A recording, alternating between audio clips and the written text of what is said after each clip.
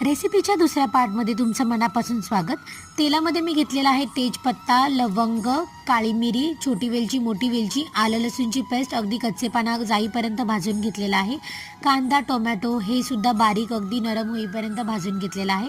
त्याच्यामध्ये फ्रॅग्रन्ससाठी टाकलेले आहे कोथिंबीर, हळद, मालवणी मसाला, बिर्याणी मसाल्याचं संपूर्ण पॅकेट टाकलेलं आहे, कारण या रेशोला ते अगदी बरोबर होतं. त्याच्यानंतर धुतलेली कोळंबी घालून मिक्स करून घ्यायचं आहे. याच्यामध्ये थोडंसं मीठ टाकायला विसरू नका.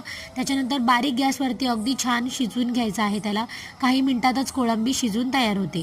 खूप छान याला रंग आला होता, त्याच्यामुळे छान दिसतसुद्धा होतं ते. त्याच्यानंतर त्याच्यामध्ये भात, तूप, आपण भाजलेला कांदा आणि काजू आणि कोथिंबीर घालून परत काही मिनटं मी याला छान वाफवून घेतलं आणि अगदी घरभर याचा छान सुवास पसरला होता आणि दिसतसुद्धा छान होतं. त्याच्यानंतर मी याला परतलं आणि आजूबाजूवाल्यांना दिलं आणि मी सुद्धा खायला घेतलं.